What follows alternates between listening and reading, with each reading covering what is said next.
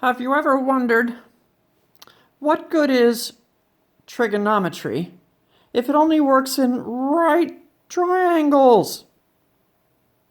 What if you have a triangle that's not a right triangle? Then it's worthless.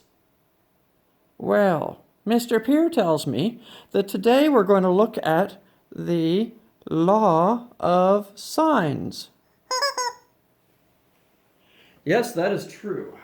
Today, we answer the question, what good is trigonometry if it only works with right triangles? Let us begin. If a triangle is not a right triangle, we call it oblique. Oblique triangles can be acute, or they can be obtuse, terms that we studied back in geometry. Can we use SOHCAHTOA? Well, no. SOHCAHTOA is not going to do us any good because SOHCAHTOA depends on the fact that we start with a right triangle and two legs with a hypotenuse. So no, we cannot use SOHCAHTOA. So what do we use? We can solve them as long as we know one side and any other two measures. We can know a side and two angles. We can know a side and the other two sides. We can have a side and one angle and one other side. As long as we have one side and any other two parts, we can find everything. By the way, why do we have to have one side? Why can't we do it if we have three angles? Well, if we have three angles, a little side note here, we're not going to deal with them because they don't make sense. For instance, suppose I have a 60, 60, 60 triangle. And I know one side is, that's a bad example. If that's all I know, can I figure out what x is? Well, no, because I could also have another 60, 60 triangle like this with a totally different side. So if all I know is the angles, I might have two similar triangles. Well, not might. If I have three angles congruent to three angles, I do have similar triangles. But similar triangles don't have to have corresponding congruent parts. So knowing this does nothing to tell me what x is.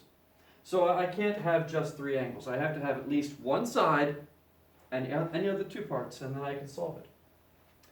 So to do this, we use the law of sines and the law of cosines. Law of cosines comes next time. Today we dwell on the law of sines. The law of sines, by the way, is proved for you at the end of this section. We will not be going through that proof. We're simply going to take it by faith and accept that it works and it is provable. First of all, anatomy of a triangle. We have alluded to this before. If I call this angle A, then opposite that angle we have the side, which we will call lowercase a for the length. A is, by the way, not the name of a side. A is the variable representing its length. So the angle measure A, and opposite that we have the length of segment, the segment, which is A. Angle B, opposite that, is lowercase b, and angle C, opposite that, is the measure C. That's important for the law of sines. Very important. All right, so here's what the law of sines says. That the sine of A over A equals the sine of B over B, which equals the sine of C over C. How simple can you get? If I were to do this, and now ask you, what does the law of sines say? You could probably repeat it back to me, because it's that easy. Sine of A over A equals sine of B over B, which equals sine of C over C. Bang, you've got it. I could give you the assignment right now and you'd be fine. But let's not.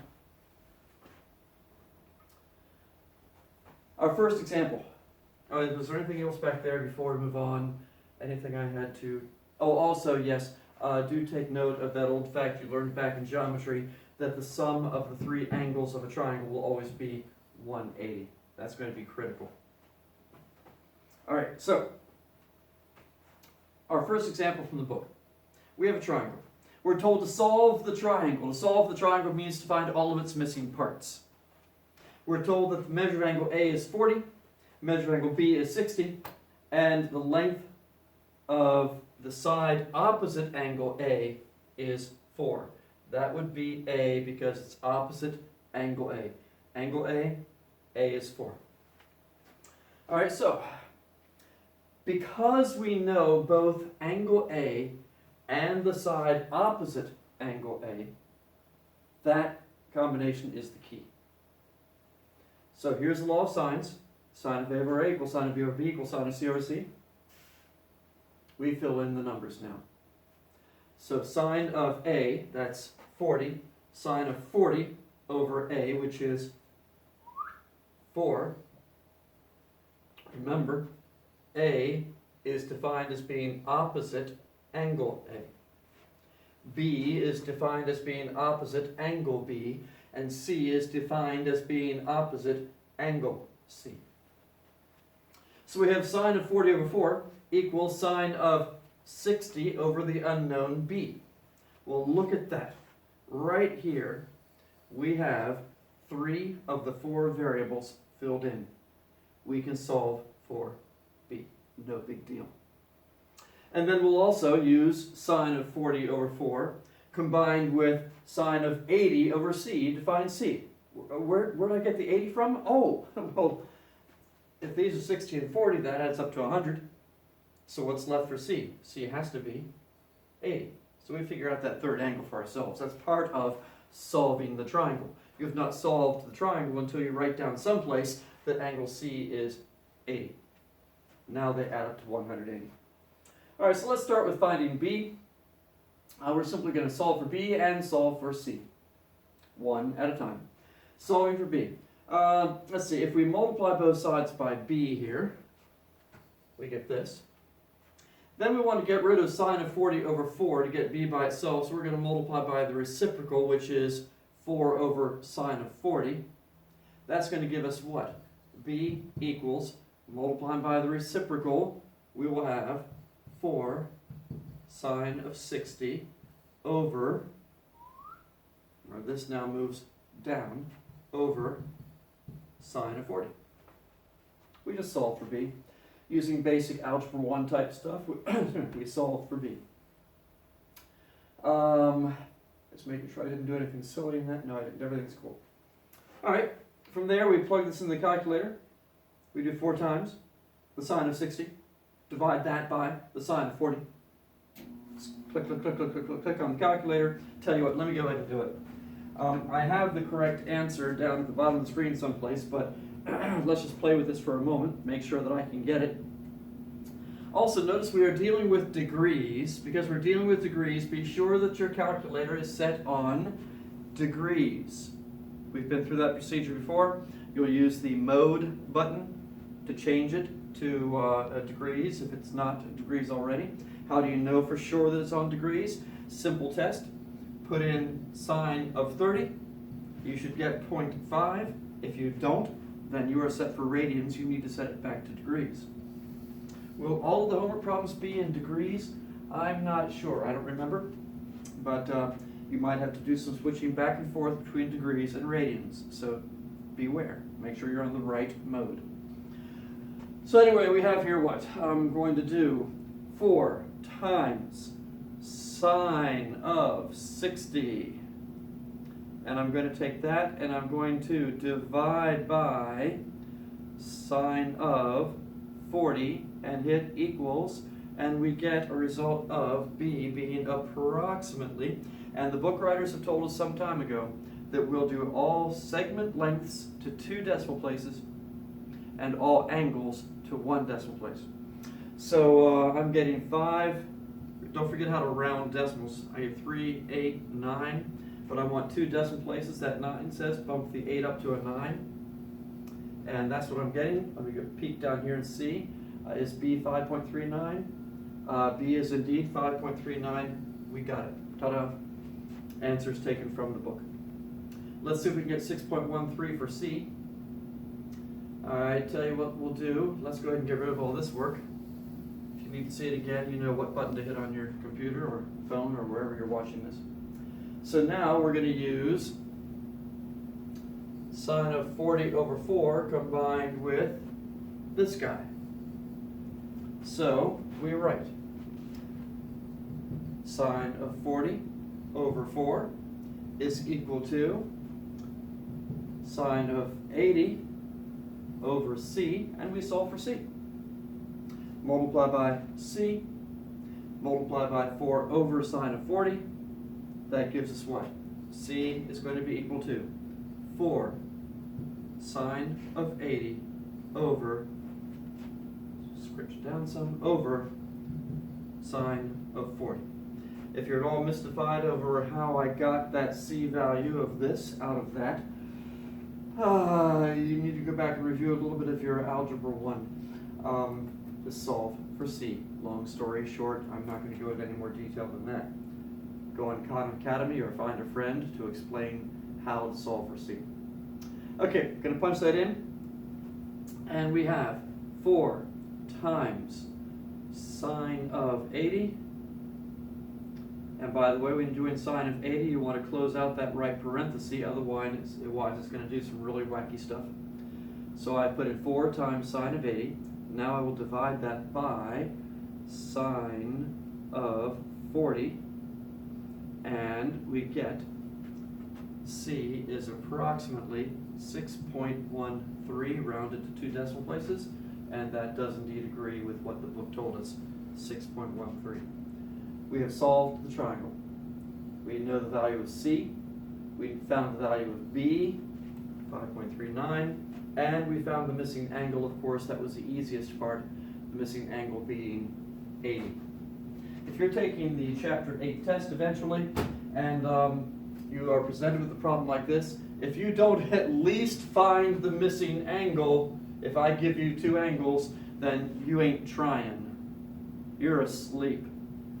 Everybody will get at least the 3rd angle if I give you 2 angles. If you don't, then you are just not trying. You're not even reading the problem. All right, moving on. Next example. And yeah, we really don't need a diagram, do we? We really don't need a diagram. We could draw a diagram if we wanted to, but who needs one? All right, we have 2 angles given to us. Well, if we've got 2 angles given, let's go ahead and find the 3rd angle.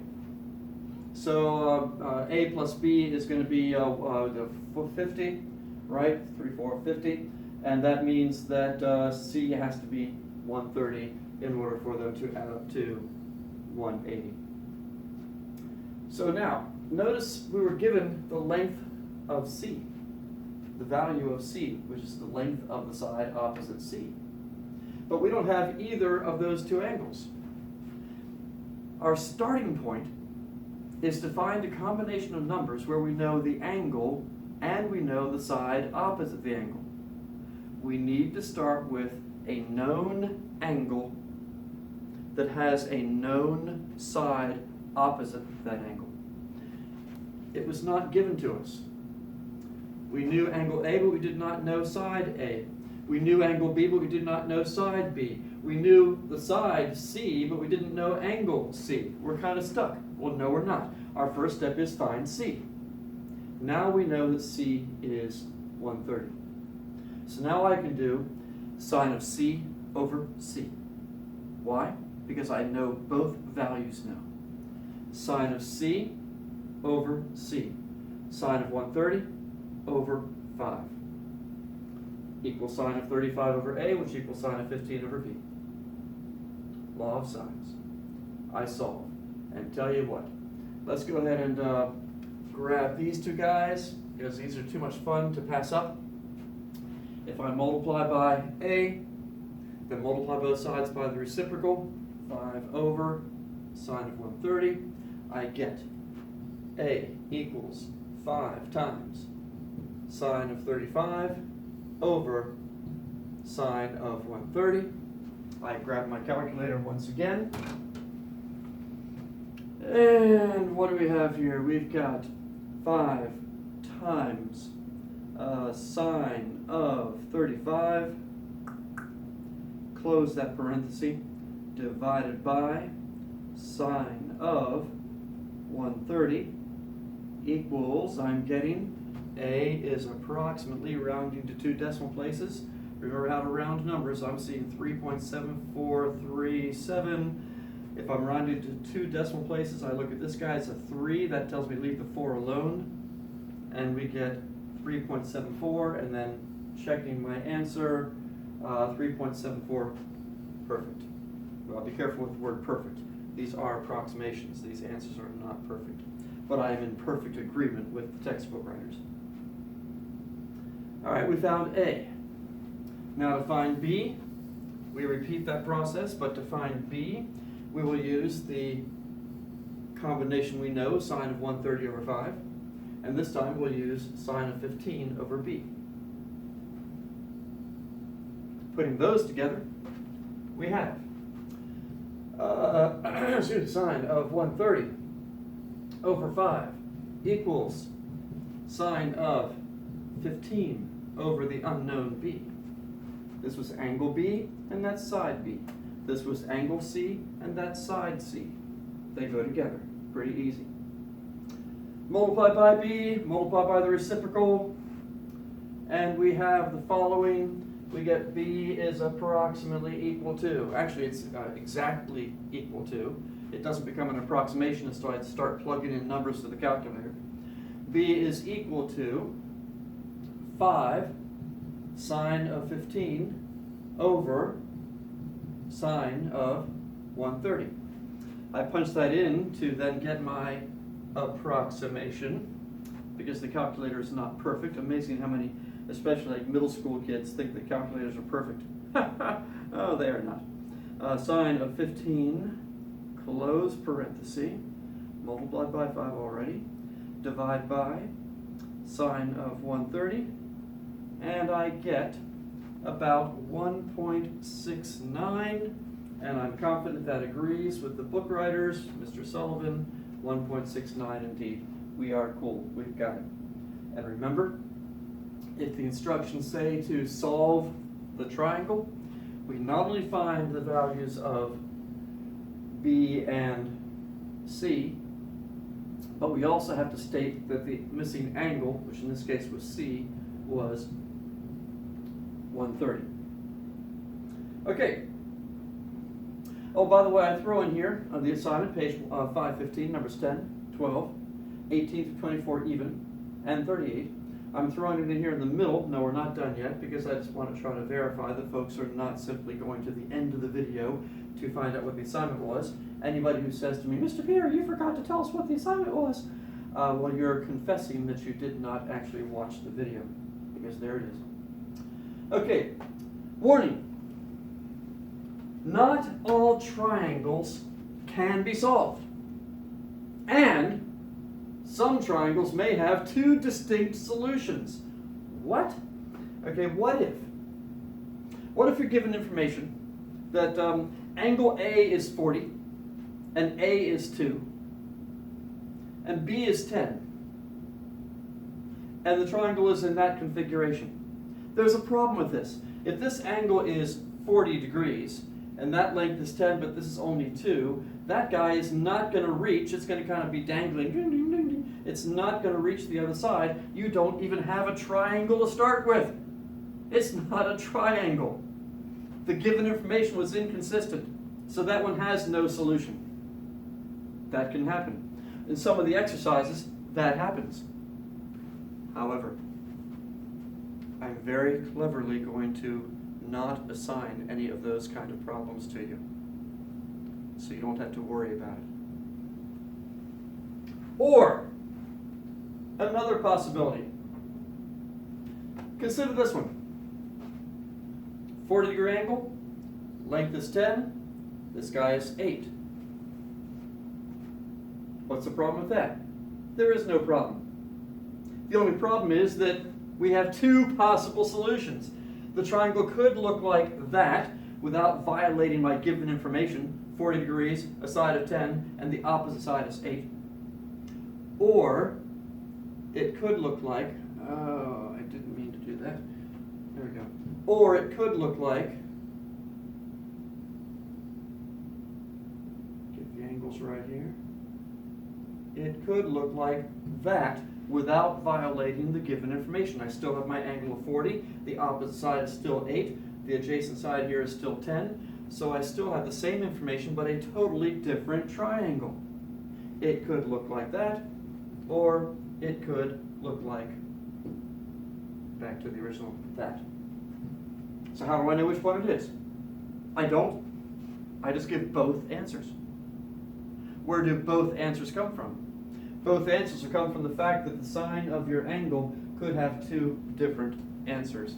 I'm not going to give you any problems like that either, because we just won't have time. If we dealt with that, we'd be spending way too much time trying to give examples and way too much time going over the homework and causing way more confusion than it's worth right now. So you will not have any problems that have more than one answer. You will not be given any problems where there are no answers. All of the problems I give you for homework and on the test will be straightforward, one answer every time. All right.